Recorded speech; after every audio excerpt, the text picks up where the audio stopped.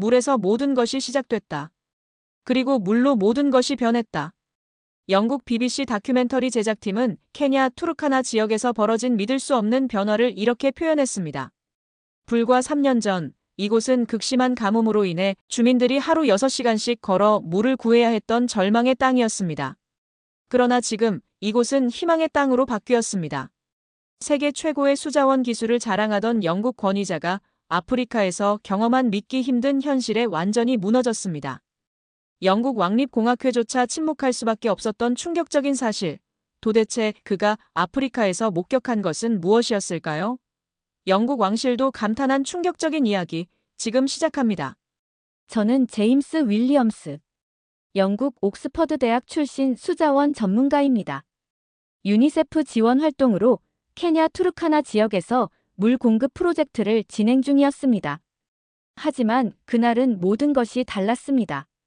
검은 구름이 몰려오고 천둥 소리가 귓가를 때릴 때 직감적으로 느꼈죠. 이건 보통 비가 아니라고.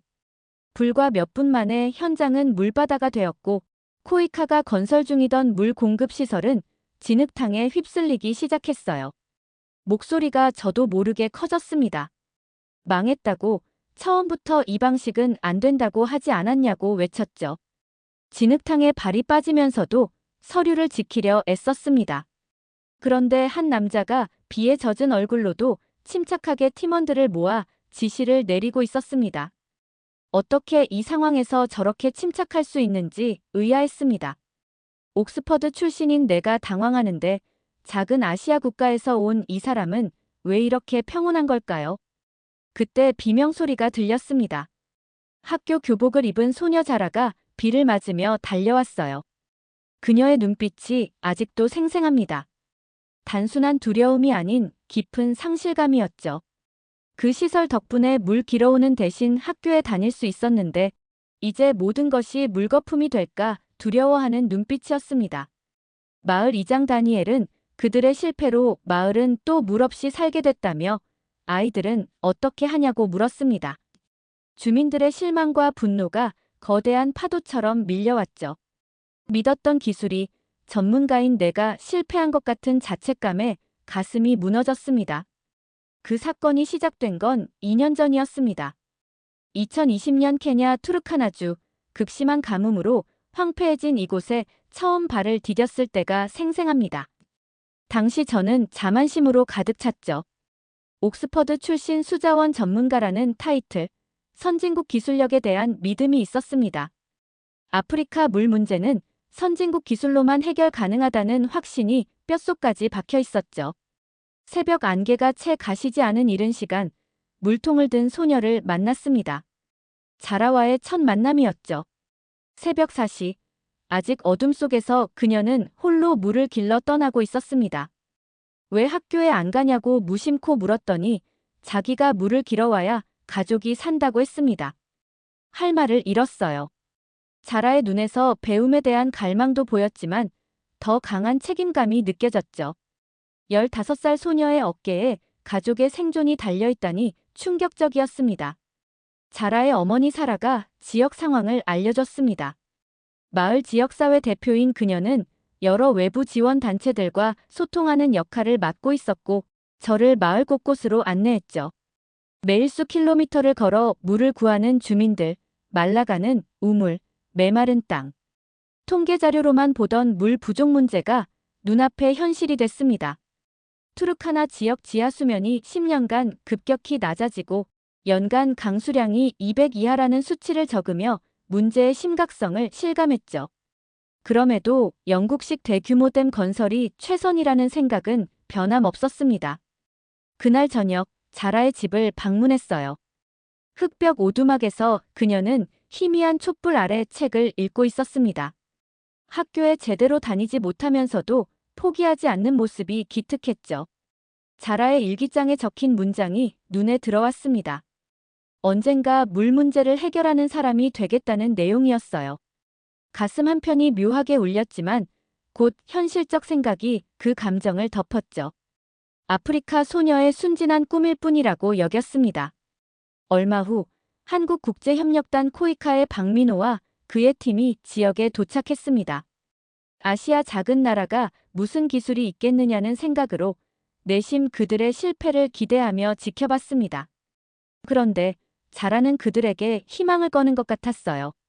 한국팀 도착 소식에 학교 수업 마치고 달려와 호기심 가득한 눈으로 장비들을 관찰했습니다. 박민호가 서툰 스와힐리어로 자라에게 말 거는 모습에 기분이 상했죠. 전문가인 나를 두고 다른 이에게 물어보다니. 그때는 몰랐습니다. 이 작은 만남이 내 삶을 완전히 뒤집어 놓을 거라는 사실을요. 로이마 마을에서의 첫 미팅이 생생합니다. 마을 이장 다니엘이 마을 유일한 우물이 거의 말라가고 있다며 절박하게 설명했죠. 학교 출석률은 급감했고 수인성 질병 환자는 늘어나고 있었습니다. 지난달엔 학교에 다니던 아이들 절반이 물을 구하러 다니느라 학교를 그만뒀다고 했어요. 즉각 영국식 대규모 댐 건설을 제안했습니다. 기술적으론 완벽했죠. 하지만 현지 환경과 예산에 맞지 않는다는 냉정한 평가를 받았어요. 자존심이 상했습니다. 옥스퍼드 최우수 졸업생인 내가 수많은 국제 프로젝트를 성공시킨 내가 틀렸다고. 그때 회의장에 한국팀이 들어왔습니다. 박민호는 조용하지만 확신에 찬 목소리로 계획을 설명했죠. 솔직히 처음엔 귓등으로도 안 들었어요. 아시아 작은 나라가 뭘 알겠느냐는 오만함이 가득했으니까요. 회의실 구석에서 열심히 경청하는 자라가 눈에 들어왔습니다. 그녀의 눈빛엔 호기심과 희망이 가득했어요. 박민호가 서툰 스와힐리어로 자라에게 다가가 물을 멀리서 길어오냐고 물었고 자라가 고개를 끄덕이자 곧 학교 가는 시간이 더 많아질 거라고 약속했습니다. 자라의 얼굴이 환하게 밝아졌어요. 이상한 감정이 밀려왔습니다. 질투, 소외감, 전문가인 내가 아닌 한국에서 온 이 사람에게 희망을 거는 이 소녀가 못마땅했어요. 사라는 두 팀 사이에서 중재하려 했지만 이미 눈에 보이지 않는 긴장감이 형성됐죠. 그의 부드러운 말투와 겸손한 태도가 거슬렸습니다. 내가 주도해야 할 상황에서 그가 중심이 되어가는 듯 했으니까요. 회의 후 자라가 엄마에게 한국 아저씨가 우리에게 물을 줄 수 있을지 물었고 사라는 지켜보자고 하면서 너무 기대는 말라고 했습니다. 속으로 생각했죠. 그래, 너무 기대하지 마. 결국 실패할 테니까. 그날 밤 숙소에서 노트북을 열었어요. 영국 본부에 보낼 보고서를 작성하면서도 자꾸 박민호의 접근법이 머릿속을 맴돌았습니다. 소규모 분산형 물 공급, 모래댐 기술, 태양광 펌프. 이론적으론 알았지만 실전에서 써본 적은 없었죠. 너무 단순하고 이곳엔 맞지 않을 거라 생각했습니다. 하지만 내심 불안했어요. 만약 그들이 성공한다면, 만약 내가 틀렸다면, 영국 최고 전문가라는 자부심이 흔들렸죠. 밤늦게 창밖을 보니 한국팀 숙소에 아직 불이 켜져 있었습니다. 그들은 밤늦게까지 일하고 있었어요. 이상하게도 그 모습이 머릿속에 박혔습니다. 이게 내 내면에 작은 균열을 만드는 시작이었죠. 코이카 팀의 기술 설명회는 예상과 달랐어요. 박민호는 화려한 프레젠테이션 대신 간단한 모형과 그림으로 계획을 설명했습니다. 솔직히 처음엔 실망했죠. 이런 소규모 접근으론 지속 가능한 해결이 불가능하다고, 더 큰 인프라가 필요하다고 지적했습니다. 제 말에 박민호는 조용히 미소 지었어요. 그 미소가 거슬렸습니다.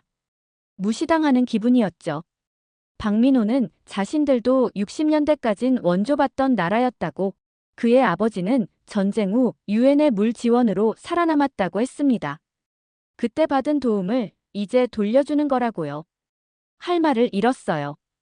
개인적인 이야기는 전혀 예상 못했거든요. 하지만 곧 이성을 되찾았어요. 감동적인 이야기지만 데이터와 효율성을 믿는다고 소규모 프로젝트가 15만 명에게 지속 가능한 물을 줄 수 있을지 의문이라고 말했습니다. 박민호는 저와의 논쟁을 이어가지 않았어요.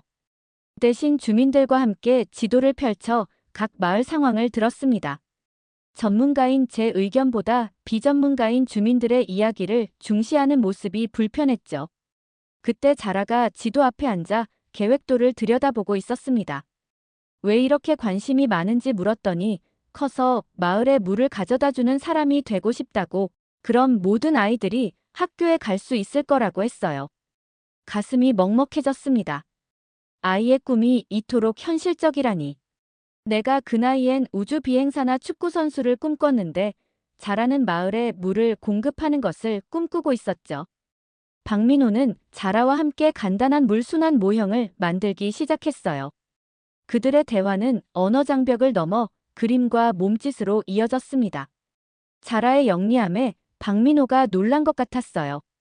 자라가 바로 케냐의 미래라고 했습니다. 묘한 감정이 일었어요. 동의하면서도 왜 내가 그 아이의 가능성을 못 봤는지 의문이 들었습니다. 여전히 확신할 수 없었지만요. 감성이 아닌 기술적으로 합리적인 해결책이 필요하다고 믿었으니까요. 그날 밤 노트북으로 시뮬레이션 데이터를 다시 확인했습니다. 하지만 이번엔 단순히 숫자만 보는 게 아니라 그 뒤에 사람들도 함께 고려했어요. 6시간을 걸어 물 구해오는 자라, 학교를 그만둔 아이들, 질병으로 고통받는 주민들. 숫자는 거짓말 안 한다고 중얼거리면서도 처음으로 데이터만으론 모든 걸 설명할 수 없다는 생각이 들었습니다. 이건 단순한 수치가 아닌 사람들의 삶이었으니까요. 그날 밤, 내 내면에서는 작은 변화가 시작됐습니다. 첫 우물 공사가 시작된 날, 관찰자로 참여했습니다. 여전히 이 접근법이 성공할 거라 믿지 않았지만 호기심은 있었죠. 한국 팀은 24시간 교대로 일하며 현지 기술자들과 협력했어요. 그들의 방식이 충격적이었습니다.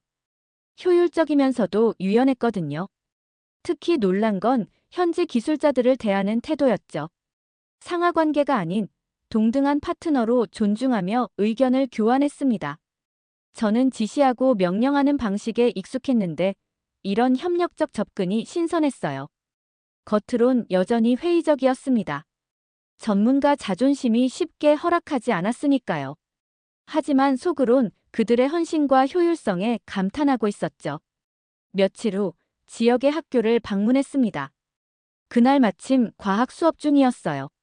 선생님이 물순환에 대해 설명하고 있었는데 자라가 손을 들었습니다. 물이 지하에서 어떻게 움직이냐고 물었고 선생님은 놀라며 어떻게 그런 걸 아냐고 했습니다. 자라는 한국 아저씨가 가르쳐 주셨다고 대답했어요. 묘한 감정이 밀려왔습니다. 질투, 아쉬움, 부끄러움. 전문가인 내가 이 아이에게 지식을 나누지 않았다는 사실이 갑자기 부끄러워졌어요. 그날 오후 학교 과학 경연대회가 열렸습니다. 자라는 박민호가 가르쳐준 물순환 모형으로 참가했죠. 처음엔 작은 과학 프로젝트일 뿐이라고 생각했어요. 하지만 자라가 설명하는 순간 그녀의 눈빛이 달라졌습니다. 자신감 넘치는 미래를 꿈꾸는 눈빛이었죠. 자라는 이 모델이 실제 마을에 지어지고 있다고, 완성되면 더 이상 물을 찾아 걷지 않아도 되고 모두 학교에 다닐 수 있게 될 거라고 설명했습니다. 심사위원들은 감탄했고 자라는 당당히 1등을 했어요. 친구들에게 둘러싸인 자라를 보며 깊은 깨달음이 왔습니다. 내가 지금까지 숫자와 효율성만 따졌구나. 이건 기술 문제가 아니라 아이들의 미래였어. 숙소로 돌아가는 길, 박민호와 마주쳤어요. 평소라면 형식적 인사만 했겠지만 이번엔 먼저 말을 걸었습니다. 자라의 발표가 정말 인상적이었다고요. 박민호는 미소 지으며 자라는 특별하다고, 그녀의 이해력과 열정이 놀라웠다고 했습니다. 침묵 후 용기를 내어 그들의 접근법에 대해 더 알고 싶다고 물었어요. 그의 얼굴에 놀라움이 스쳤지만 곧 따뜻한 미소로 언제든 환영한다고 했습니다. 그날 밤 오랜만에 마음이 편안했어요. 전문가 자존심보다 더 중요한 것이 있다는 걸 조금씩 받아들이기 시작했으니까요. 변화는 느리지만 확실하게 오고 있었습니다. 첫 우물시험 가동일, 마을 전체가 모였습니다. 축제 분위기였죠. 아이들은 뛰어다니고 어른들은 기대와 긴장이 섞인 표정으로 모여 있었어요. 저도 모르게 가슴이 뛰었습니다. 여전히 의구심은 있었지만 이전과 다른 감정이 있었죠. 그들의 성공을 바라는 마음이었습니다. 박민호가 마이크를 들고 나서 오늘은 특별한 날이지만 이것은 시작일 뿐이라고, 이 프로젝트의 진정한 주인공은 마을 사람들이라고 했어요. 특히 자라의 호기심과 열정이 모두에게 영감을 줬다며 그녀를 지목했습니다. 박민호는 첫 펌프 작동을 자라에게 맡겼어요. 자라는 긴장한 표정으로 나섰죠. 떨리는 손으로 스위치를 잡았습니다. 모두가 숨을 죽였어요. 스위치를 누르자 잠시 침묵이 흘렀습니다. 그리고 맑은 물이 쏟아져 나왔습니다. 마을 사람들은 환호하고 춤을 췄죠. 자라의 눈에선 눈물이 흘렀어요. 이제 더 이상 물을 길러다니지 않아도 된다며 어머니 사라를 꼭 안았습니다. 가슴이 뭉클했어요. 데이터와 효율성만 생각했던 제게는 상상도 못했던 감동적인 순간이었습니다. 놀라움을 감추지 못하고 박민호에게 다가가 이 시스템이 어떤 원리로 작동하는지, 유지보수는 어떻게 하는지 물었습니다. 박민호는 차분히 설명했어요. 이건 단순한 우물이 아니라 지속 가능한 물 관리 시스템이라고, 물을 찾는 것보다 물을 지키는 게 더 중요하다고요. 이 말이 저를 강하게 울렸습니다. 그동안 물을 찾는 데만 집중했던 제 접근법의 한계를 깨달았으니까요. 축하 행사 후 마을 주민들과 직접 대화하기 시작했어요. 그동안 기술자들과만 소통했었죠. 한 노인이 제 고향에선 물 얻으려고 얼마나 걸어야 하냐고 물었습니다. 말문이 막혔어요. 평생 물 부족을 겪어본 적이 없다는 걸 새삼 깨달았습니다. 수도꼭지만 틀면 언제든 깨끗한 물이 나오는 환경에서 자란 제가 이들의 고통을 어떻게 이해할 수 있었을까요? 그날 밤 자라와 친구들의 대화를 우연히 들었어요. 커서 뭐가 되고 싶냐는 질문에 예전엔 대답 없었을 이 물음에 아이들은 이제 다양한 꿈을 말했습니다. 교사, 의사, 엔지니어. 자라는 다음 물 프로젝트를 설계하는 엔지니어가 될 거라고 당당히 선언했죠. 결정적인 깨달음이 왔습니다. 내가 완전히 틀렸어. 이건 물 공급 문제가 아니라 희망과 미래의 문제였어. 숙소로 돌아와 밤늦게까지 생각했어요. 처음으로 전문가 자존심보다 중요한 가치를 발견한 밤이었습니다. 시간이 흘러 2022년, 저는 여전히 케냐에 있었습니다. 이제는 한국 기술의 가치를 인정하고 박민호와 협력하는 시점이었죠. 그날의 폭우는 갑작스러웠어요. 검은 구름이 몰려오고 천둥 소리가 울릴 때 이번엔 다른 감정이 들었습니다. 걱정과 책임감이었죠. 일부 시설이 손상됐지만 이제 저는 다른 마음가짐으로 상황을 대했어요. 박민호의 말에 공감했습니다. 항상 계획 B, C, D까지 준비한다는 것, 상황 적응력이 한국 엔지니어링의 핵심이라는 말이 이제는 현실적으로 다가왔죠. 함께 대응 계획을 세울 때 17살이 된 자라가 달려왔습니다. 이제 그녀는 학교 과학 클럽 회장이었어요. 두려움 대신 결단력 있는 표정으로 무엇을 도울 수 있는지 물었습니다. 박민호는 미소 지으며 주민들에게 백업 물 공급 시스템 사용법을 설명해달라고 부탁했죠. 자라는 자신감 있게 고개를 끄덕이고 주민들을 모아 설명하기 시작했어요. 그녀의 모습에 감탄했습니다. 2년 전엔 물통 들고 다니던 소녀였는데 이제는 공동체의 리더로 성장해 있었으니까요. 위기 상황에서 저희 팀은 신속하게 움직였습니다. 예상했던 재해에 대비한 백업 시스템을 가동하고 48시간 내에 피해 시설을 복구하기 시작했죠. 저와 박민호는 야간 작업을 함께하며 많은 대화를 나눴어요. 문득 한국이 이렇게 원조하는 진짜 이유가 뭐냐고 물었습니다.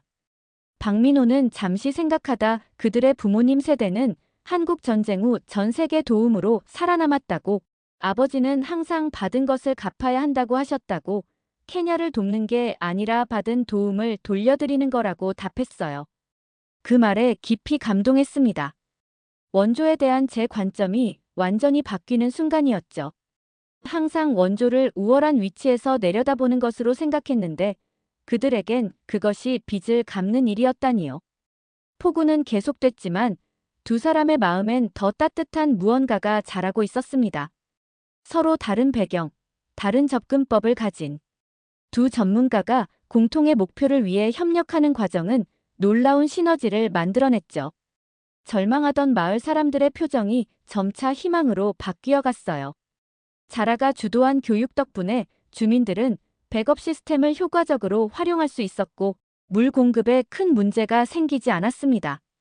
그날 밤 폭우 속에서도 따뜻한 깨달음을 얻었어요. 진정한 전문가란 지식을 과시하는 사람이 아니라 그 지식으로 타인의 삶을 개선하는 사람이란 것을요. 2023년 프로젝트 완료 1년 후 다시 투르카나를 방문했습니다. 마을의 변화는 충격적이었어요.